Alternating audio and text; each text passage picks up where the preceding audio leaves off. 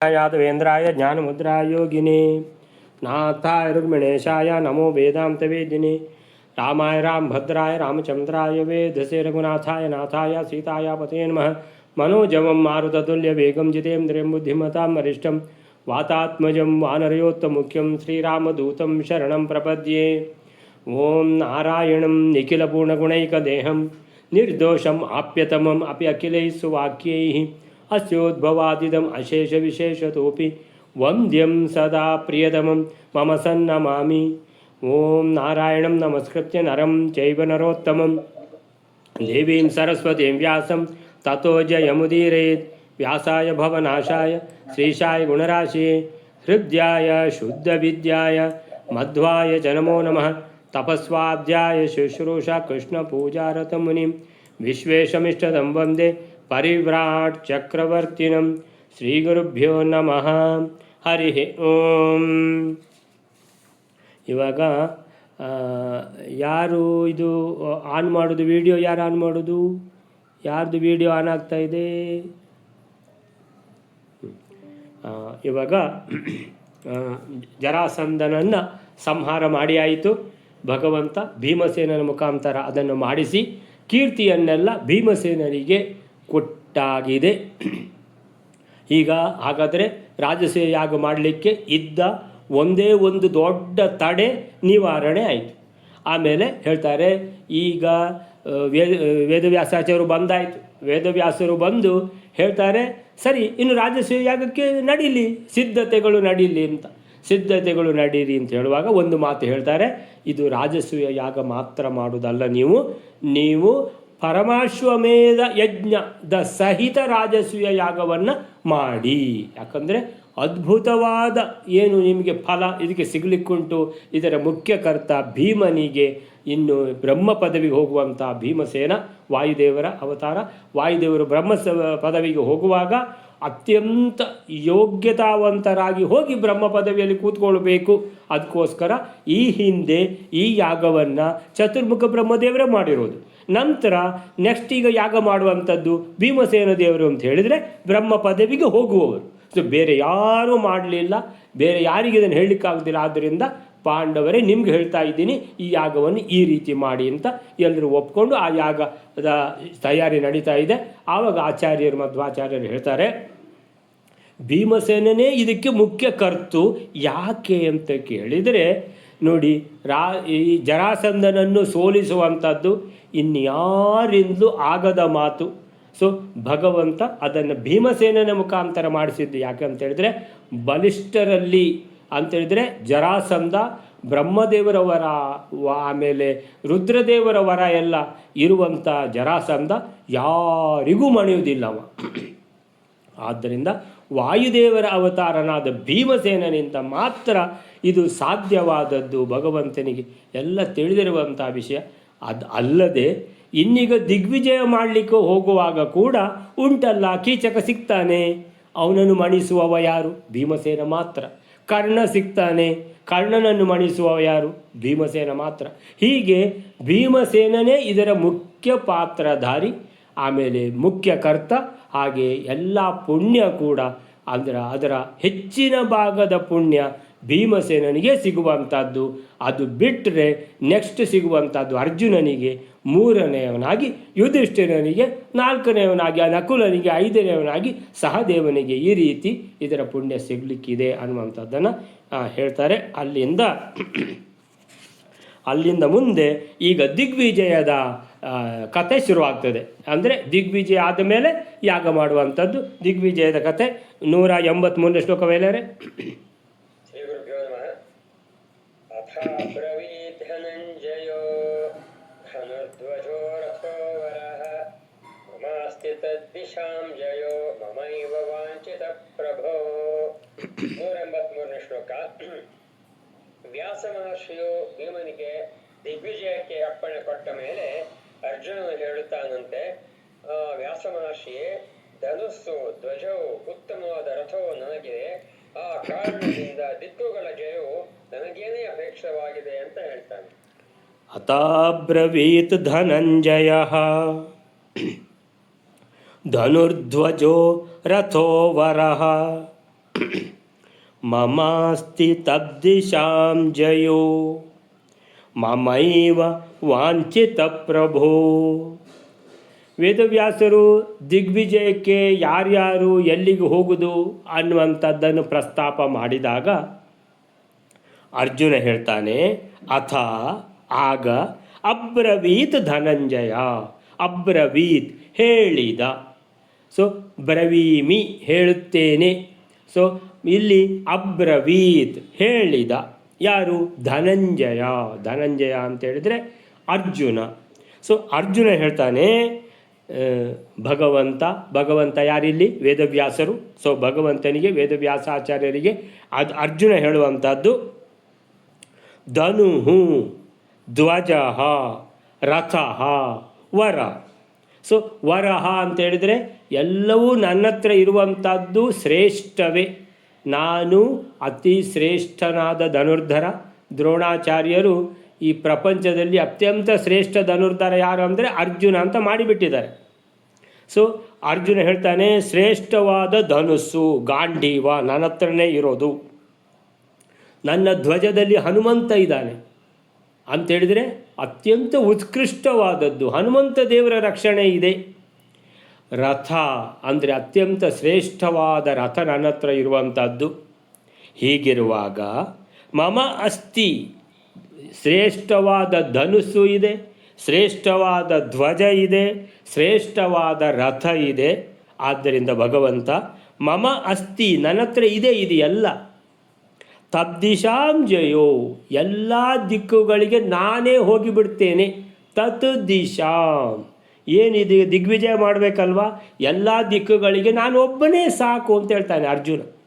ಮಮ ಅಸ್ತಿ ತದ್ದಿಶಾಂ ಜಯೋ ಮಮೈವ ವಾಂಛಿತ ಪ್ರಭು. ನನಗೆ ಅದೇ ಇಷ್ಟ ಅಂತಾನೆ ಅರ್ಜುನ. ನಾನೇ ಮಾಡಿ ಮುಗಿಸಿಕೊಂಡು ಬರ್ತೀನಿ, ಯಾಕೆ ಇನ್ನೊಬ್ಬರಿಗೆ ಯಾಕೆ ಕಷ್ಟ ಕೊಡ್ತೀರಿ?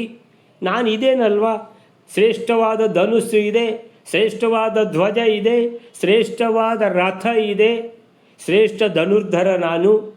ಹಾಗಿರುವಾಗ ನಾನೇ ಸಾಕು, ಎಲ್ಲ ಕಡೆ ಹೋಗಿಬಿಟ್ಟು ದಿಗ್ವಿಜಯ ಮಾಡಿ ಬಂದುಬಿಡ್ತೇನೆ. ಮಮ ಅಸ್ತಿ ನನ್ನ ಹತ್ರ ಇದೆಲ್ಲ ಇದೆ. ತದ್ದಿಶಾಂ ತತ್ ದಿಶಾಂ. ದಿಶಾ ಅಂತ ಹೇಳಿದ್ರೆ ದಿಕ್ ಅಂದರೆ ಏಕವಚನ, ದಿಶಾ ಅಂದರೆ ಬಹುವಚನ.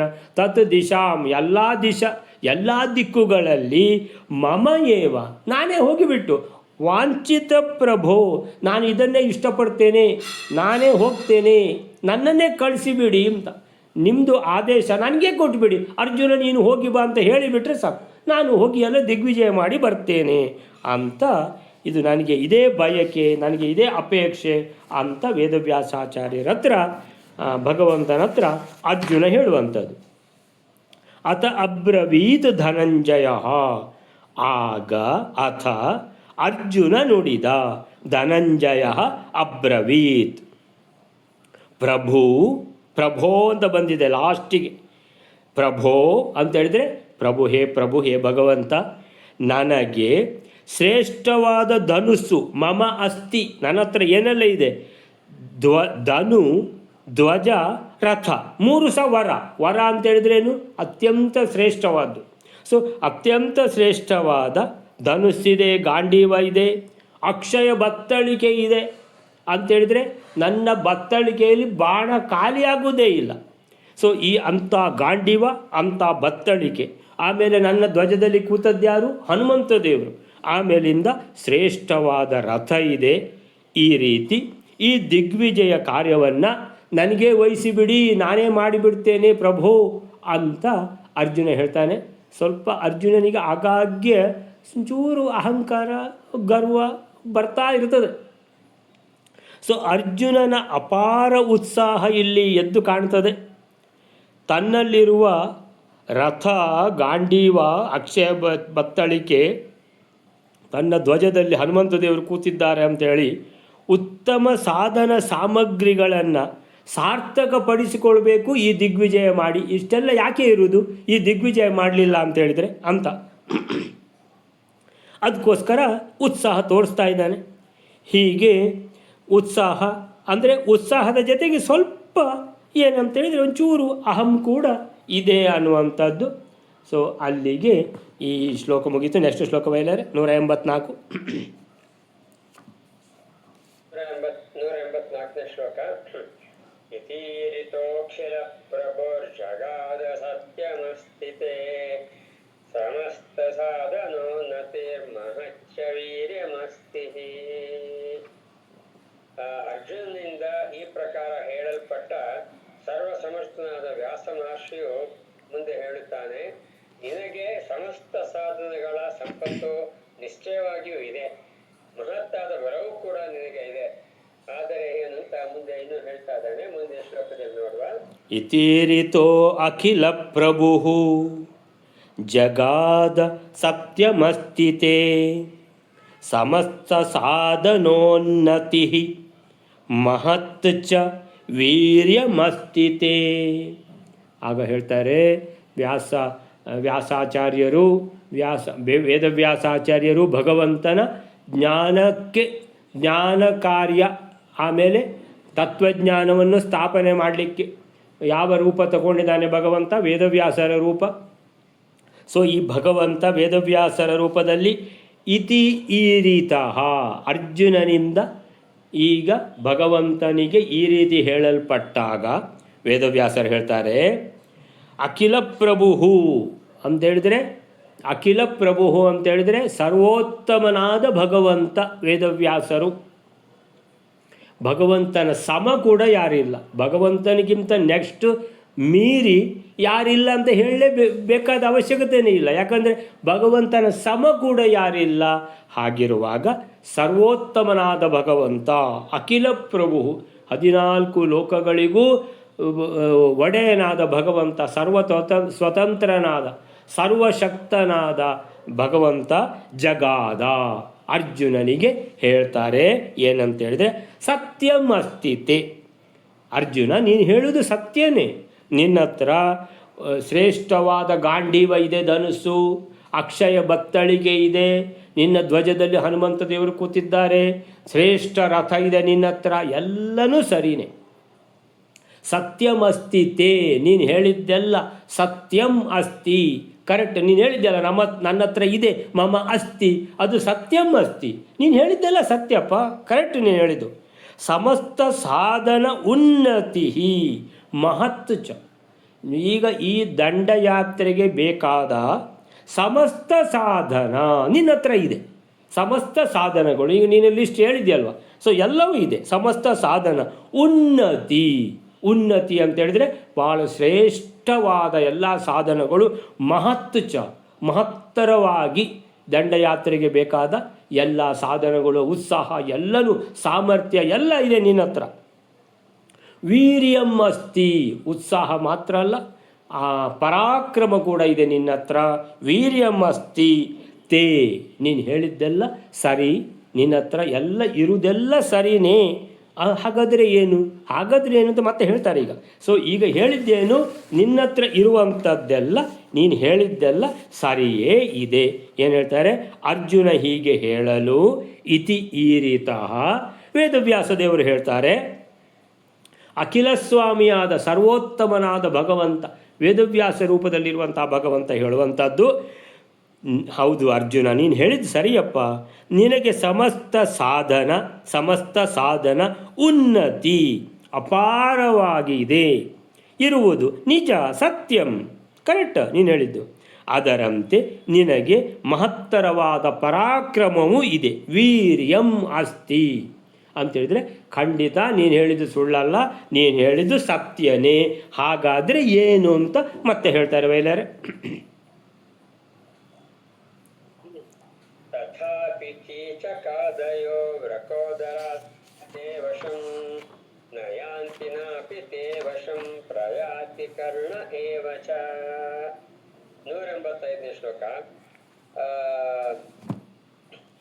ವೇದವ್ಯಾಸ ಮಹರ್ಷಿಯವರು ಹೇಳ್ತಾರೆ, ನಿನಗೆ ಎಲ್ಲ ಸಂಪತ್ತುಗಳು ಎಲ್ಲವೂ ಇದೆ, ಅದೆಲ್ಲ ಇದ್ದರೂ ಕೂಡ, ಅಂದರೆ ಸಮಸ್ತ ಸಾಧನಗಳ ಅಭ್ಯುದಯವೂ ಬಲವೂ ಇದ್ದರೂ ಕೂಡ, ಕೀಚಕಾದಿಗಳು ಭೀಮಸೇನ ಹೊರತು ಇತರರಿಗೆ ಅಧೀನತ್ವವನ್ನು ಹೊಂದುವುದಿಲ್ಲ, ಕರ್ಣನು ಕೂಡ ನಿನ್ನ ಅಧೀನತ್ವವನ್ನು ಹೊಂದುವುದೇ ಇಲ್ಲ ಅಂತ ಹೇಳ್ತಾರೆ.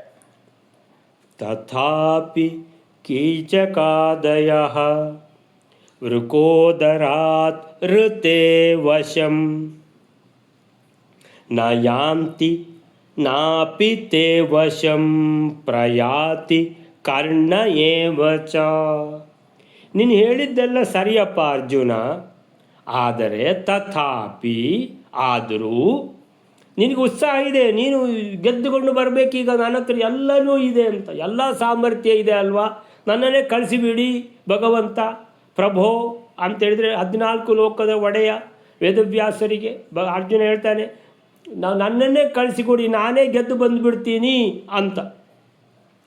ತಥಾಪಿ ಸರಿ, ನಿನ್ನ ಹತ್ರ ಇರುವುದೆಲ್ಲ ಸರಿ, ಅಷ್ಟು ಸಹ ನಾನು ಒಪ್ತೀನಿ. ಶ್ರೇಷ್ಠವಾದ ಗಾಂಡೀವ, ಅಕ್ಷಯ ಬತ್ತಳಿಕೆ, ಧ್ವಜದಲ್ಲಿ ಹನುಮಂತ, ಶ್ರೇಷ್ಠ ರಥ, ಎಲ್ಲ ಸರಿ, ಶ್ರೇಷ್ಠ ಇದೆಲ್ಲ ಇದ್ದರೂ ಅಂದರೆ ಸಮಸ್ತ ಸಾಧನಗಳು, ಅಭ್ಯುದಯ ಅಂತೇಳಿದರೆ ಉನ್ನತಿ, ಮಹಾನ್ ಸಾಮರ್ಥ್ಯ, ವೀರ್ಯ ಎಲ್ಲ ಇದೆ ನಿನ್ನ ಹತ್ರ. ತಥಾಪಿ ಆದರೂ ಕೀಚಕಾದಯ, ಕೀಚಕ ಇದ್ದಾನಲ್ಲ ಅಲ್ಲಿ ವಿರಾಟ್ ಇದರಲ್ಲಿ ರಾಜ್ಯ ದೇಶದಲ್ಲಿ, ವಿರಾಟ್ ದೇಶದಲ್ಲಿ ಅರಸ ಯಾರು ರಾಜ, ಅದು ಹೆಸರಿತಕ್ಕ. ಯಾಕೆ? ಎಲ್ಲ ಅಧಿಕಾರ ಇರೋದು ಯಾರ ಹತ್ರ? ಕೀಚಕನ ಹತ್ರ. ಸೊ ಕೀಚಕನನ್ನು ಸಂಭಾಳಿಸಲಿಕ್ಕೆ ವಿರಾಟ್ ರಾಜನಿಗೆ ಆಗೋದಿಲ್ಲ. ಆದ್ದರಿಂದ ಕೀಚಕ ಹೇಳಿದಾಗೆ ಮಾಡೋದು. ಯಾಕಂತೇಳಿದರೆ ಅವನು ಇಲ್ಲದ್ರೆ ಕೊಂದು ಬಿಡ್ತಾನೆ. ಕೀಚಕ ಮಹಾ ದುಷ್ಟ ರಾಕ್ಷಸ, ಮಹಾ ಅಂತೇಳಿದರೆ ಅಂಥ ಕೀಚಕ ಇದ್ದಾನಲ್ಲ ಅರ್ಜುನ, ನಿನಗೆ ಮಣಿಯೋದಿಲ್ಲವ. ವೃಕೋದರಾತ್ ರತೆ ವಶಂ ನ ಯಾಂತಿ. ವೃಕೋದರಾತ್ ಋತೆ, ಭೀಮಸೇನನನ್ನು ಬಿಟ್ಟು, ವೃಕೋದರಾತ್ ಋತೆ ವಶಂ ನ ಯಾಂತಿ, ವಶಕ್ಕೆ ಬರುವುದಿಲ್ಲ. ಯಾರು? ಕೀಚಕ. ನಿನ್ನ ವಶಕ್ಕೆ ಬರುವುದಿಲ್ಲ ಅವ, ನೀನು ಹೇಳಿದಾಗ ಕೇಳುವುದಿಲ್ಲ. ಕಪ್ಪ ಕೊಡಬೇಕಂತ ಕುದುರೆ ನಿಲ್ಲಿಸಿದ ಕೂಡಲೇ ಹೇಳ್ತಾನೆ ನಾನು ಯುದ್ಧ ಮಾಡ್ತೇನೆ ಅಂತ. ಅಂದರೆ ಮಹಾಬಲಿಷ್ಠ ಬೇರೆ ಅವನು ಕೀಚಕ. ಅವನು ಕೀಚಕ, ಶಲ್ಯ, ಬಲರಾಮ, ಭೀಮಸೇನ, ಇವರು 4 ಜನ ಮಹಾಬಲಿಷ್ಠರು. ನಿನಗೆ ನಿನ್ನ ವಶಕ್ಕೆ ಅವ ಬರುವುದಿಲ್ಲ.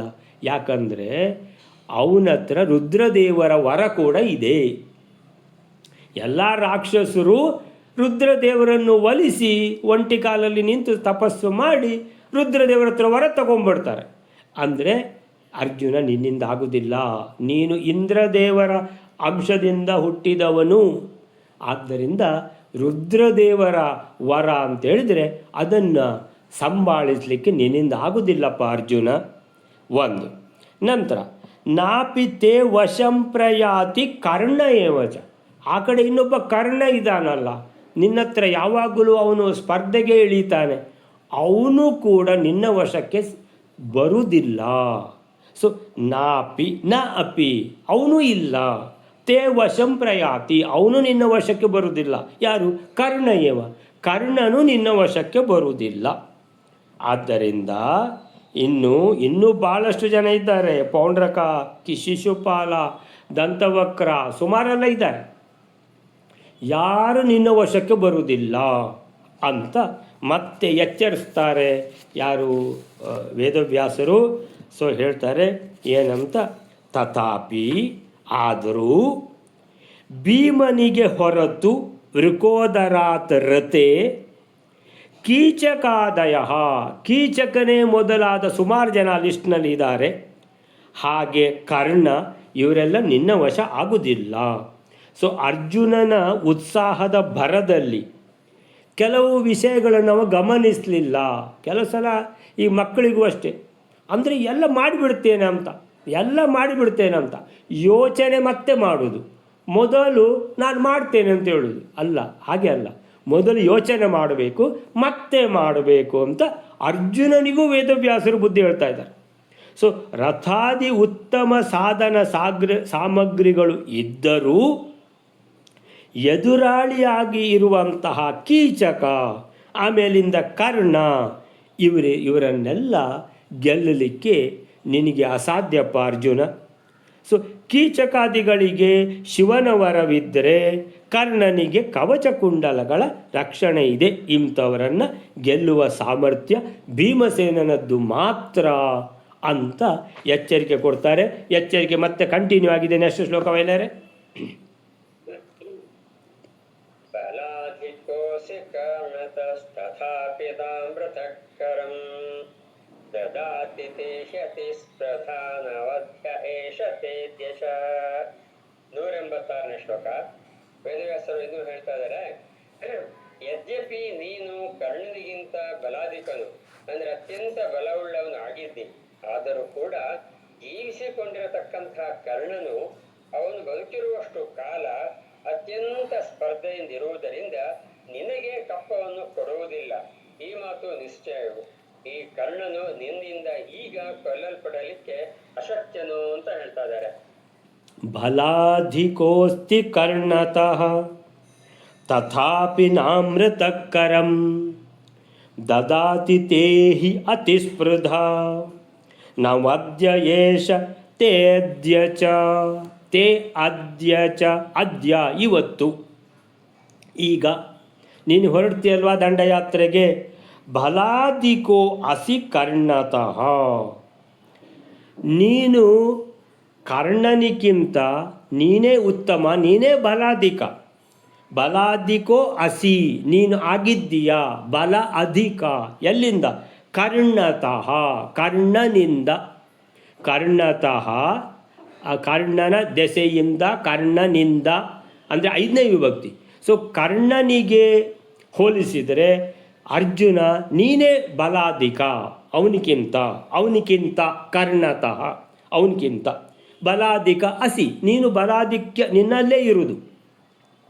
ತಥಾಪಿ ಆದರೂ ನಾಮೃತಕರಂ ದದಾತಿ, ಅಂದರೆ ಅವನು ಸತ್ತರೆ ಅವನು ಕಪ್ಪ ಕೊಟ್ಟಾನ, ನಿಂಗೆ ಸಾಯೋ ತನಕ ಕೊಡೋದಿಲ್ಲ ಅವನು. ಯಾಕೆ? ಅರ್ಜುನನ ಕಂಡ್ರೆ ಹಾಗೆ ಅವನಿಗೆ ಏನು, ಇವನನ್ನು ತೀಟೆ ತೀರಿಸ್ಕೋಬೇಕು, ಯುದ್ಧ ಮಾಡಲೇಬೇಕಂತ ನಿನ್ನನ್ನು ಅಲ್ಲೇ ಕೂರಿಸ್ಕೊಂಡು 15 ದಿನ ಯುದ್ಧ ಮಾಡಿಬಿಡ್ತಾನೆ. ಯಾರು? ಕರ್ಣ. ನಾಮೃತಕರಂ ದದಾತಿ, ಸತ್ತೋದಕ್ಕಿಂತ ಅಂದರೆ ಸತ್ತು ಹೋದ್ರೇ ನಿಮಗೆ ಕಪ್ಪ ಸಿಗಬಹುದು. ಅಂದರೆ ಅವನ ನೆಕ್ಸ್ಟ್ ಉತ್ತರಾಧಿಕಾರಿ ಬಂದು ಕೊಡಬೇಕು. ಕರ್ಣ ಕೊಡೋದಿಲ್ಲ ನಿಮಗೆ ಕಪ್ಪ. ತೇಹಿ ಅತಿಸ್ಪೃಧಾ, ನಿನ್ನಲ್ಲಿ ಭಾಳ ಸ್ಪರ್ಧೆ ಇದೆ ಅವನಿಗೆ. ತೇ ಹಿ ಅತಿಸ್ಪೃಧಾ, ಅತಿಸ್ಪೃಧಾ, ಸ್ಪೃಧಾ ಅಂದರೆ ಸ್ಪರ್ಧೆ, ಅತಿಸ್ಪೃಧಾ ಬಹಳ ಸ್ಪರ್ಧೆಯಿಂದ ಇದ್ದಾನವ.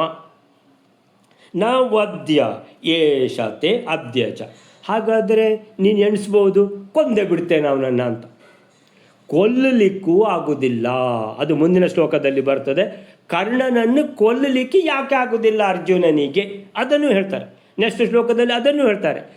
ವೇದವ್ಯಾಸ ದೇವರು ಭಗವಂತ ಎಲ್ಲ ತಿಳ್ಕೊಂಡಿದ್ದಾರೆ, ಎಲ್ಲನೂ ಗೊತ್ತಿದೆ. ಸೊ ಭಗವಂತನಿಗೆ ಪೂರ್ಣ ಜ್ಞಾನ. ಆದ್ದರಿಂದ ಹೇಳ್ತಾರೆ ಅರ್ಜುನನಿಗೆ, ಇಲ್ಲ ನೀನು ಸ್ವಲ್ಪ ಕಂಟ್ರೋಲ್ ಮಾಡ್ಕೋ, ಆಗುವುದಿಲ್ಲ. ಏನು ಯಾಕೆ ಆಗೋದಿಲ್ಲ ಅಂತ ಹೇಳಿದರೆ, ಕರ್ಣನಿಗಿಂತ ನೀನು, ಕರ್ಣನಿಗಿಂತ, ಕರ್ಣತಃ ಕರ್ಣನಿಗಿಂತ ನೀನು ಬಲಾಧಿಕೋ ಅಸಿ, ತ್ವಂ ಬಲಾಧಿಕ ಅಸಿ. ಅಂದರೆ ತ್ವಂ ಅನ್ನುವಂಥದ್ದು ನಾವು ಅಂಡರ್ಸ್ಟುಡ್, ಅದು ನೀನು ಅವನಿಗಿಂತ ಬಲಾಧಿಕ ಆಗಿದ್ದೀಯ. ಅಸಿ, ತ್ವಂ ಅಸಿ. ಅವನು ಜೀವಿಸಿರುವಷ್ಟು ಕಾಲ ಅಂದರೆ ನಾಮೃತಕರಂ ದದಾತಿ, ಅಂದರೆ ಸತ್ತೋದ ಮೇಲೆ ಕೊಡ್ಬೋದು ಅಷ್ಟೇ ವಿನ ಜೀವ ಇರುವಾಗ ಅವನು ಕೊಡೋದಿಲ್ಲ. ನಿನ್ನ ಮೇಲಿನ ಸ್ಪರ್ಧೆಯಿಂದಾಗಿ ಅತಿಸ್ಪೃಧಾ, ಹಿ ಅಂತ ಉಂಟು. ತೇ ಹಿ ಅಂದ್ರೇನು? ಖಂಡಿತ ನಿನ್ನ ಮೇಲೆ ಎಷ್ಟು ಸ್ಪರ್ಧೆ ಅವನಿಗಿದೆ ಕರ್ಣನಿಗೆ ಅಂದರೆ ಅರ್ಜುನನನ್ನು ಬಿಡಲೇಬಾರ್ದು ಅಂತ ಅಂದರೆ ಯಾರ ಮೇಲೂ ಇಷ್ಟ ಇಲ್ಲ, ನಿನ್ನ ಮೇಲೆ ಮಾತ್ರ. ಸೊ ನಿನ್ನ ಮೇಲಿನ ಸ್ಪರ್ಧೆಯಿಂದಾಗಿ ಕಪ್ಪ ಕೊಡಲಾರ. ಇನ್ನು ಕಪ್ಪ ಕೊಡೋದಿಲ್ಲ ಅಂತೇಳಿದರೆ ನಿನಗೆ ಇನ್ನೇನೀಗ ಕಪ್ಪಕ್ಕೆ ತಗೊಂಡೇ ಬರಬೇಕು, ಇಲ್ಲದ್ರೆ ಇಲ್ಲಿ ರಾಜಸೂಯ ಯಾಗ ಆಗೋದಿಲ್ಲ. ಸೊ ಹಾಗಾದರೆ ಏನು ಮಾಡಬೇಕು ಅಂತೇಳಿದರೆ ಅವನನ್ನು ಕೊಲ್ಲಬೇಕು. ಕೊಲ್ಲಲಿಕ್ಕೂ ಆಗೋದಿಲ್ಲಪ್ಪ ಅರ್ಜುನ ನಿನ್ನಿಂದ ಕರ್ಣನನ್ನು. ಅರೆ ಯಾಕೆ ಆಗೋದಿಲ್ಲ, ಯಾಕೆ ಕೊಲ್ಲಿಕ್ಕಾಗೋದಿಲ್ಲ ಅನ್ನುವಂಥದ್ದು ನಂತರ ಬರ್ತದೆ. ಏನು ಕರ್ಣನನ್ನು ಯಾಕಂತ ಹೇಳಿದ್ರೆ ಅರ್ಜುನನಿಗೂ ಆಶ್ಚರ್ಯ ಆಗಿರ್ಬೋದು. ಯಾಕಂದರೆ ನಾನು ದೇವೇಂದ್ರನೇ ಅರ್ಜುನನಾಗಿ ಹುಟ್ಟಿದ್ದು, ಸೂರ್ಯ ಕರ್ಣನಾಗಿ ಹುಟ್ಟಿದ್ದು. ಹಾಗಾದರೆ ದೇವೇಂದ್ರ ಮೇಲೋ ಸೂರ್ಯ ಮೇಲೋ ಅಂತ ಹೇಳಿದರೆ ದೇವೇಂದ್ರ ಮೇಲಲ್ವ, ಎಲ್ಲ ದೇವತೆಗಳಿಗೂ ಒಡೆಯ ದೇವೇಂದ್ರ. ಹಾಗಿರುವಾಗ ಸೂರ್ಯನಿಂದ ನಾನು ಮೇಲೆ, ಕರ್ಣನಿಂದ ನಾನು ಬಲಾಧಿಕ, ಆದರೂ ನನಗೆ ಕರ್ಣನನ್ನು ಕೊಲ್ಲಿಕ್ಕೆ ಆಗುವುದಿಲ್ಲ ಅಂತ ವೇದವ್ಯಾಸ ದೇವರು ಯಾಕೆ ಹೇಳಿದರು? ಯೋಚನೆ ಮಾಡ್ತಾನೆ ಇದ್ದಾನೆ ಅರ್ಜುನ. ಅವನು ಯೋಚನೆ ಮಾಡಿ ಅವನಿಗೆ ಏನು ಉತ್ತರ ಸಿಕ್ಕಿತಾ ಅಲ್ಲ ವೇದವ್ಯಾಸರನ್ನೇ ಕೇಳ್ತಾನ ಏನಂತ ಮುಂದಿನದಲ್ಲಿ ನೋಡುವ. ಇವತ್ತಿನ ಇಲ್ಲಿಗೆ ನಿಲ್ಲಿಸ್ಕೊಳ್ಳೋಣ. ಶ್ರೀಕೃಷ್ಣ ಅರ್ಪಣ ಮಸ್ತು.